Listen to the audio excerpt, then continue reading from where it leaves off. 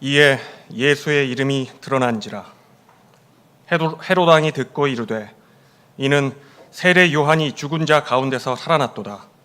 그러므로 이런 능력이 그 속에서 일어났느니라 하고, 어떤 이는 그가 엘리야라 하고, 또 어떤 이는 그가 선지자니 옛 선지자 중의 하나와 같다 하되, 헤롯은 듣고 이르되 내가 목벤 요한 그가 살아났다 하더라.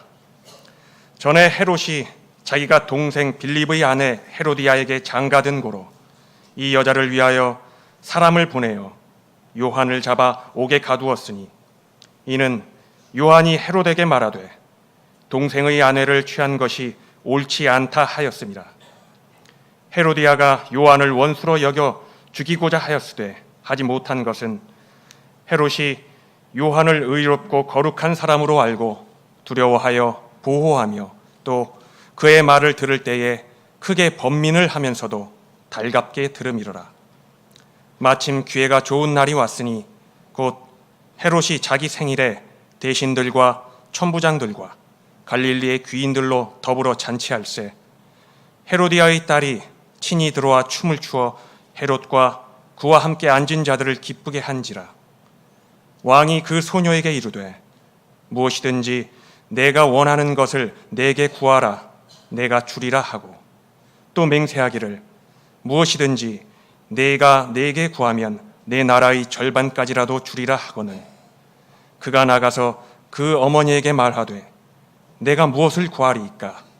그 어머니가 이르되 세례 요한의 머리를 구하라 하니, 그가 곧 왕에게 급히 들어가 구하여 이르되 세례 요한의 머리를 소반에 얹어 곧 내게 주기를 원합나이다 하니, 왕이 심히 근심하나 자기가 맹세한 것과 그 앉은 자들로 인하여 그를 거절할 수 없는지라. 왕이 곧 시의병 하나를 보내어 요한의 머리를 가져오라 명하니, 그 사람이 나가 옥에서 요한을 목베어 그 머리를 소반에 얹어다가 소녀에게 주니 소녀가 이것을 그 어머니에게 주니라. 요한의 제자들이 듣고 와서 시체를 가져다가 장사하니라. 하나님 말씀입니다.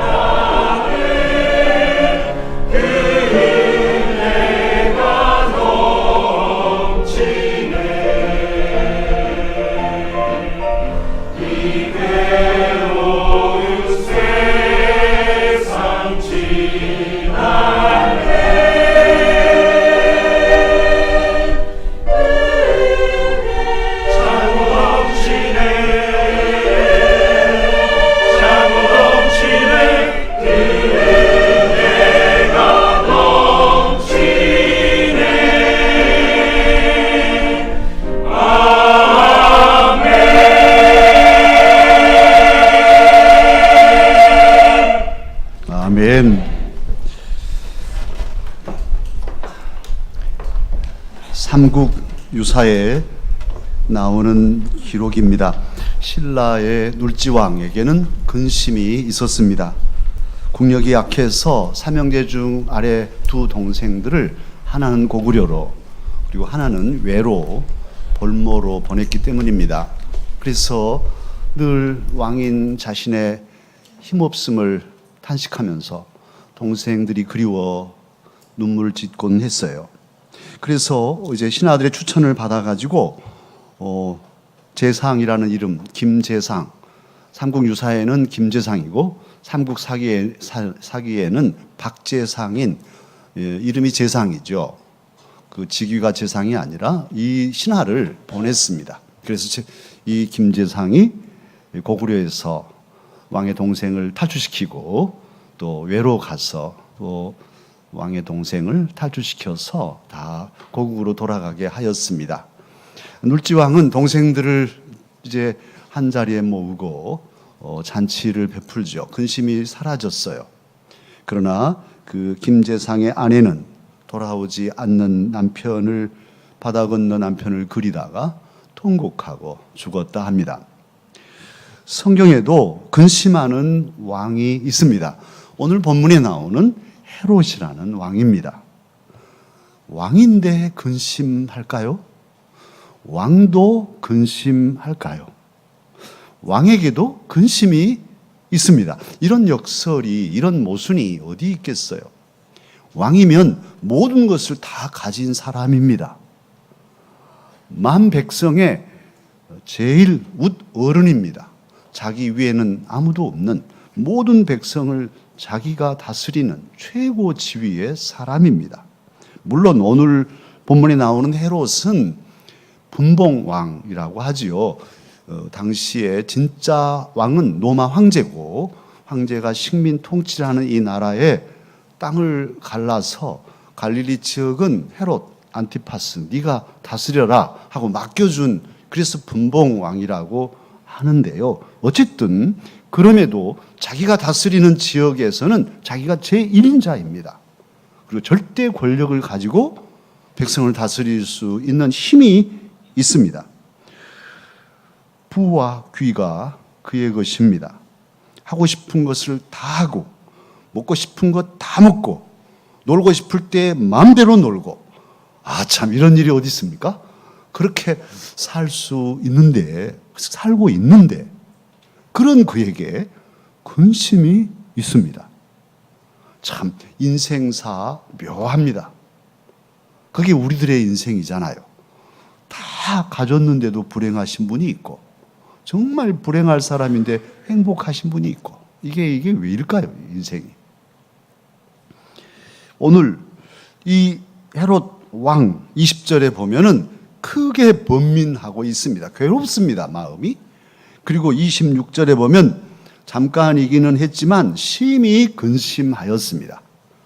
그리고도 세례 요한 죽은 후에, 오늘 본문은 그런 죽은 후에 이제 회상처럼 사건이 전개되고 있는데요. 헤롯의 마음이 편치 않습니다. 불안하고 두렵습니다. 그런 증거들이 오늘 본문의 기록입니다. 사랑하는 강서 가족 여러분, 그렇다면 왜 헤롯은 왕인데도 모든 것을 다 가지고도 그 절대 권력을 쥐고도 근심했을까요? 왜 괴로울까요? 왕이기에 정말 기쁘고 즐겁게 존경받고 살 텐데 왜 이렇게 됐을까요? 그 중요한 이유는 그의 삶이 왜곡되었기 때문에, 그의 삶이 꼬였기 때문입니다. 왕이기에 조금만 삶이 바로 서 있었더라도 정말 성군으로 온 백성의 칭송을 받고 존경을 받을 수 있을 텐데 헤롯은 그렇지 못했지요. 물론 오늘 본문 20절을 보면 그에게도 좋은 점들이 있었습니다. 그는 세례 요한, 하나님의 선지자, 마지막 선지자지요. 이 세례 요한을 의롭고 거룩한 사람으로 알고 있었습니다. 그리고 그래서 그가 두렵고 세례 요한이 두려우면서도 의롭고 거룩한 사람이기에 보호해야겠다는 마음을 가지고 존경하면서 그를 보살피고 있었습니다.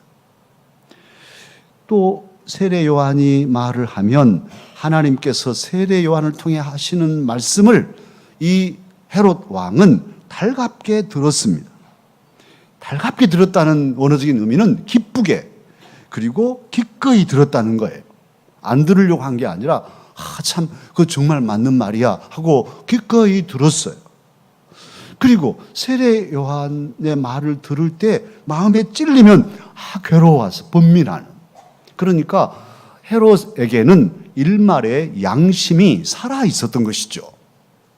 사실은 사람이 익숙하다 보면 양심이 무뎌지고 당연한 것이 되고, 그래서 정말 전혀 죄책감 없이 잘못을 저지를 수 있잖아요. 그런데 헤롯은 그렇지 않았어요. 요즘 우리 사회를 어지럽히고 있는 이 갑질 문화라고 해야 할까요? 지금 뭐 갑질 때문에 또 막 입에 오르내리고 재판을 하고 이러는데요. 왜 다 가지신 분들이 그런, 우리가 생각할 때는 아니 세상에 그렇게까지 했나 할 정도의 갑질을 아무 생각 없이 할까요?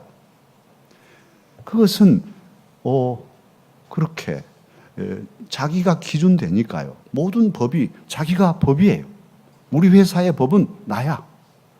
그리고 나와 회사를, 공사를 못 구분하는 거예요.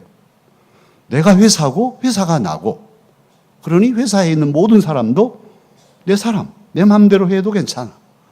이런 개념이 깊어지고 이게 당연시 되다 보니까 가책도 없는 거예요. 아무 생각 없이 조금만 지성이었다면 능히 경계하고, 그건 상식에도 어긋나는, 세상 사람들이 알면 참으로 지탄받을 일이라는 걸 즉각 알았을 텐데 아무 생각이 없었던 것이죠.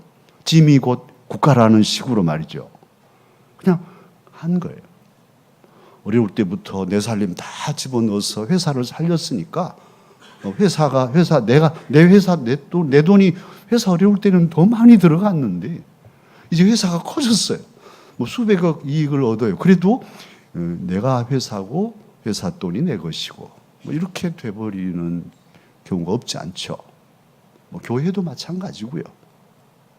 그래서 두렵습니다. 그런데 오늘 본문에 나오는 헤롯은 양심이 살아있어서 괴로워서 자기의 잘못을 알았습니다. 그런데 왜 그러면 이렇게 근심하게 되나? 알았지만 자신의 그 부도덕함, 이복 동생인 헤롯 빌립의 아내 헤로디아를 자기가 아내로 삼았거든요. 그런데 그것을 지적할 때 잘못이네 하고 알았지만, 잘못이네 알고 거기서 그친 거예요. 알았으면 돌아야 하는데, 알았으면 돌이켜야 되고 잘못을 시정해야 될 텐데 잘못이네, 괴롭다. 그리고 그냥 거기서 머문 거예요. 사랑하는 강서 가족 여러분, 죄를 품고는 평안할 수 없어요. 이건 아주 공식이잖아요. 당연한 공식이죠. 죄를 품고는 결코 행복할 수 없어요. 저와 여러분의 삶에 크건 작건 이게 죄가 나의 삶을 꽉 물고 있으면 절대로 평안할 수가 없습니다. 이걸 해결하지 않는 한은 고통이고 괴로움인 거죠. 질질 끌려가는 고통일 거예요. 오늘 이 헤롯, 죄를 해결해야 할 텐데 죄인 줄 아니까 범민이 되는데 거기서 죄를 끌어안고 머물러 버리잖아요. 죄에 머무른 이 삶. 그래서 이제 죄를 낳습니다. 죄는 가만히 있지 않아요.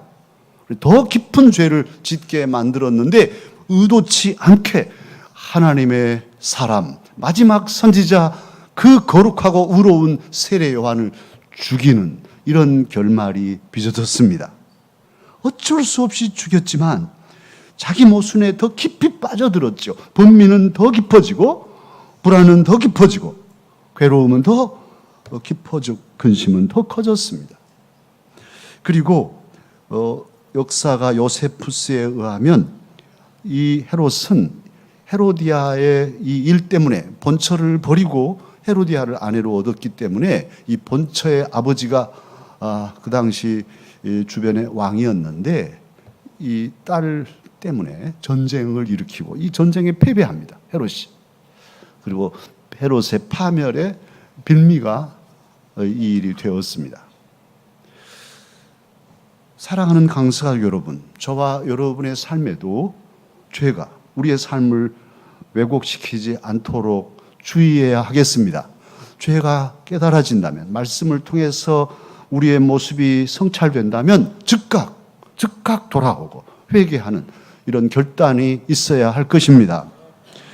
왜 왕인 헤롯이 근심과 번민에 쌓였습니까? 두 번째는 그의 왜곡된 믿음 때문입니다.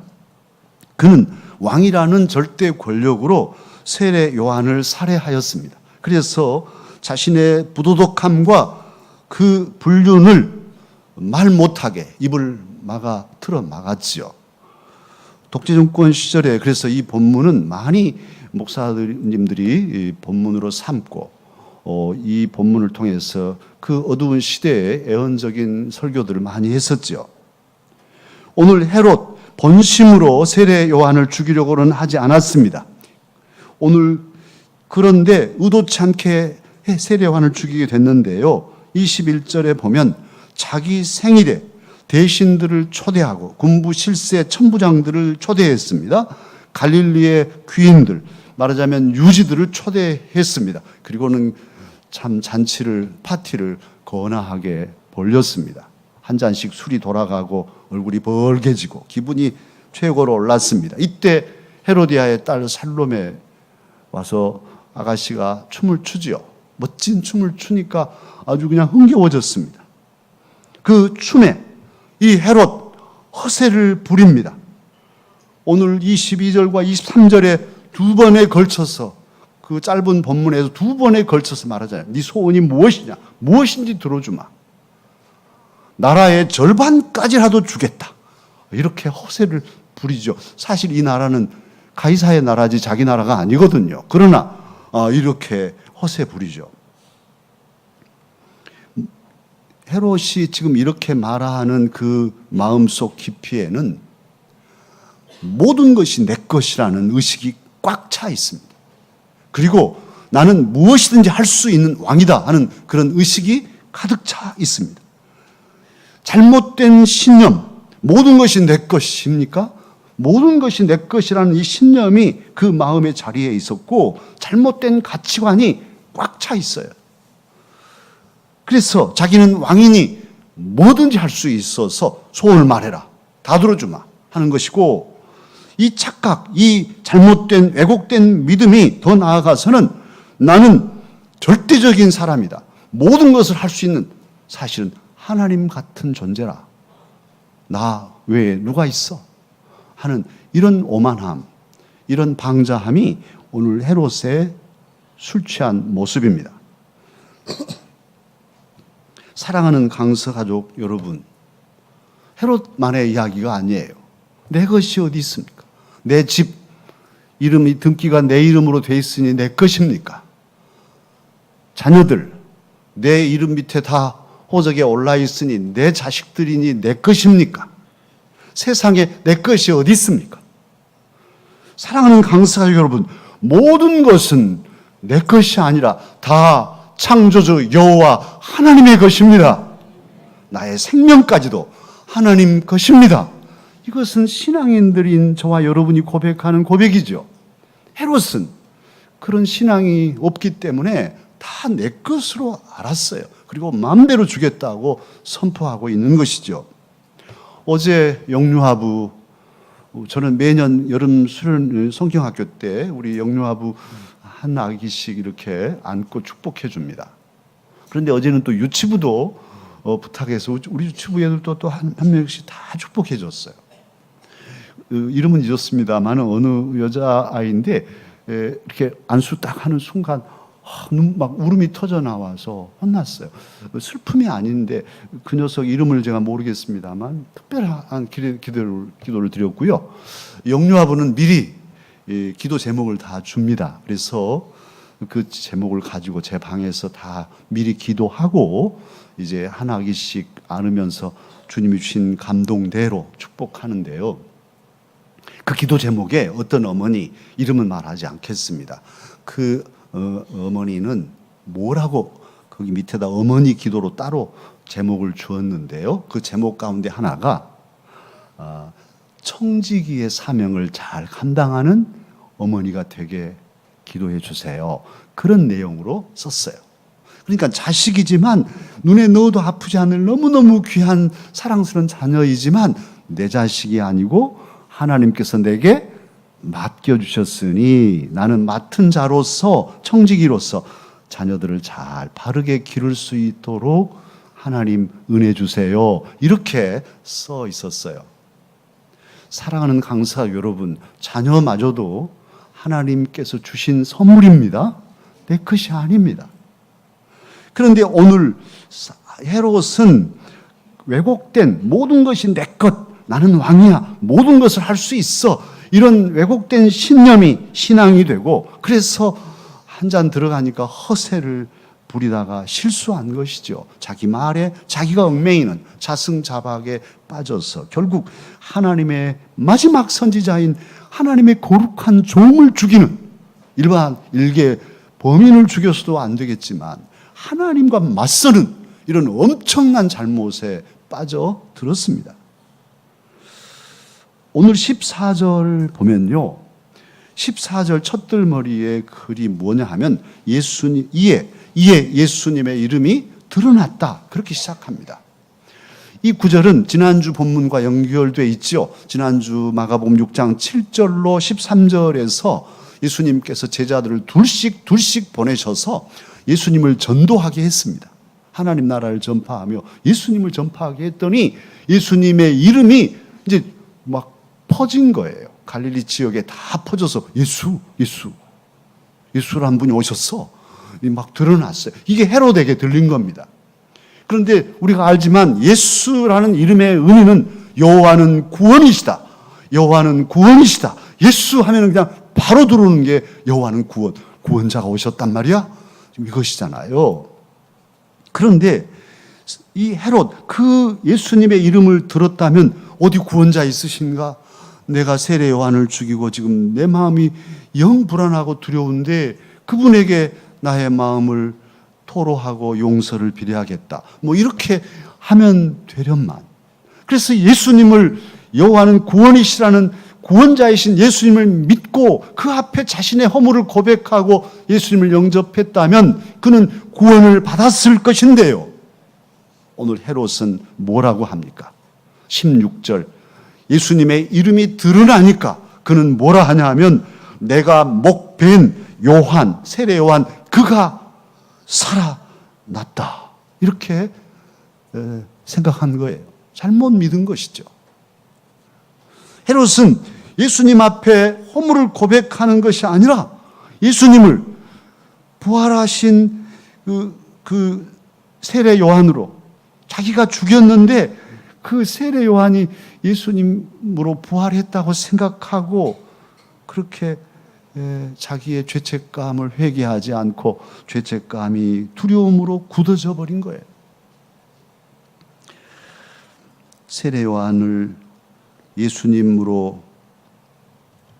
세례 요한으로 착각하는 이 믿음의 대상이 잘못된 것이죠. 예수님을 예수님으로 믿어야 할 그때에 예수님을 세례 요한으로 착각하는 이 잘못된 믿음이 헤롯으로 하여금 근심에 빠지게 하였습니다. 그의 삶을 더욱 불안하게 하고 계속해서 고통스럽게 만든 것이죠. 다 갖추고 다 가졌어도 그 삶에 죄가 있으면 평안이 없습니다. 다 갖추고 다 가졌어도, 심지어 왕이라고 할지라도 예수님을 예수님으로 알지 못하면 그의 삶은 괴롭습니다. 그의 삶은 불안합니다. 예수님을 믿지 않고 예수님을 영접하지 않는 한 누구도 이 땅에서 참 평안과 생명을 얻을 수 없습니다. 근심밖에 없습니다. 저와 여러분 이 시간에 헤롯 같은 왕이 아님을 감사하십시다. 만약 저와 여러분이 왕이라면, 우리 여집사님들도 여왕이라면 어떻겠어요? 아마 뭐 정말 지금 모습이 아니고 별별 일들이 벌어질 거라고 상상이 되죠. 이 목사도 만약 제가 왕이라면 젊은 날 어떻게 했을까요? 삼천 궁녀를 거느리고 이렇게 하다가 이미 죽었을지도 몰라요. 왕이라면. 아이고 하나님, 왕 아니니 감사합니다. 왕 아닌 소시민이 감사해야 됩니다. 감사 안 하셔요? 그래도 왕 되고 싶으신가요? 왕 아님을 감사하십시다. 왕이었으면 벌써 죽었다니까요. 뭐 사람들 죽이다가 이 헤롯처럼 나중에 전쟁에도 패하고 나중에 죽어요. 헤롯도. 왕의 오만함, 왕의 부도덕함, 왕의 포악함, 이런 것들이 절대 권력에서 빚어지잖아요. 절대 권력은 절대로 타락한다는 말이 있어요. 오늘 저와 여러분은 왕이 아니에요. 왕의 그 권력이, 왕의 가진 것이, 왕의 그 최고의 직이 그를 무너뜨리고 예수님을 예수님으로 믿지 못하고 잘못된 왜곡된 신앙의 대상 예수님을 세례요한으로 생각하는 이런 잘못에 빠져들게 하였는데요. 우리는 한편 감사하면서도 또한 우리의 자신을 성찰하고 우리의 모습을 돌아봐야 하겠습니다. 우리가 왕은 아니지만 각자 나름대로 왕궁을 꾸미고 그 자신의 왕궁에 안주하고 익숙해져서 그 왕궁 안에서 절대 권력을 휘두르고 있을 수 있기 때문이에요. 혹 모르겠어요. 어떤 가장은 자기 집을 왕궁으로 삼고 교회에서는 깨끗한 척 하지만 돌아가면 아내 막 폭력하고 쥐어받고 자식들을 때려잡아서 군기 단단하게 세우고 저녁이면 지옥을 만드는 이런 가장이 있다면 그게 자신의 왕궁이고 그 사람이 작은 헤롯이겠죠. 어떤 아버지는 스마트폰 왕국을 가지고 있어요. 그래서 퇴근하면 스마트폰으로 게임하는 거예요. 아들이 와서 아빠 나하고 좀 놀아요 해도 잠깐만 스마트폰 왕국에 빠져 있어요. 아내가 여보 이거 좀 도와주세요. 잠깐만. 그 왕국에 빠져 있어요. 그래서 그 어떤 집에서는 그 엄마가 우리 아들이 학교에서 쓴 글, 참 그 글을 읽어준다고 읽어줬는데 마지막 구절이 뭐냐면 이 아들의 마지막 소원이 뭐냐면 나는 스마트폰이 되고 싶다. 왜냐하면 아빠하고 놀라면 내가 스마트폰이면 아빠가 나하고 놀아주겠지. 이런 폐해, 작은 부분이지만 전체는 아니라 할지라도 나만의 왕국에 갇혀서 나만의 절대 권력을 가지고 그렇게 부도덕함과 또는 무책임함으로 살아갈 수 있기에 이 시간 저와 여러분은 자신을 살펴야 하겠습니다. 왕은 아니지만 다 가지지는 않았어도 소유에 집착하거나 또는 허세 부리거나 자기 모순에 빠질 수 있기 때문입니다. 그러므로 이 시간 혹여 저와 여러분 내 삶 속에 어떤 왕좌에 내가 높이 올라가 있는 모습이 보인다면 즉시 이 시간 여기서 내려오십시다. 나만의 왕국에서 벗어나십시다. 내게 혹 잘못된 점들이 파악된다면, 아픔이 느껴진다면 끌어안고 계속 아프면서도 가지 말고 여기서 지금 그 죄를 하나님께 고백하고 죄에서 돌아서는 저와 여러분이 되십시다. 내 처지가 어떠하든지 가난한 마음으로 예수님을 바라보고 믿음으로 예수님을 영접하십시다. 내 과거에 잘한 점이 있다고 해서 그것이 나의 교만이 되게 하지 마십시다. 지난날에 나의 허물이 있고 정말 창피한 일이 있다고 해서 그것이 나를 계속 절망시키게 하지 마십시다. 어쨌든 잘했던 못했던 지금 여기서 나의 주 예수님을 믿고 주님 앞에 나를 내어놓고 나의 부족함을 고백할 때 주님은 우리를 안아주시고 우리를 새롭게 하여 주실 것입니다. 지금 내 앞에 계신 예수님을 바라보십시다. 예수님은 부활한 세례 요한이 아니라 부활하신 하나님의 아들이십니다. 예수님은 저와 여러분의 죄를 근본적으로 사하시기 위해서 당신의 생명을 내어주셔서 우리로 영원한 생명을 얻게 하시는 구주이십니다. 예수님은 내 삶을 지키시고 저와 여러분을 천국까지 나의 남은 날과 그리고도 나의 영원한 날들을 친히 인도하실 선한 목자이십니다. 지금 여기서 그러기에 예수님을 예수님으로 바로 알고 바로 믿으십시다. 예수님을 나의 구주로 마음속에 영접하여 모시십시다. 그래서 예수님과 함께 새 날을 살아가십시다. 주님께서 기뻐하시고 은혜와 평강으로 저와 여러분의 삶에 충만히 채워주실 것입니다. 기도하겠습니다. 은혜로우신 주님께 감사드립니다. 부족하고 여러 가지로 실수 많은 저희들이지만 우리를 사랑하시고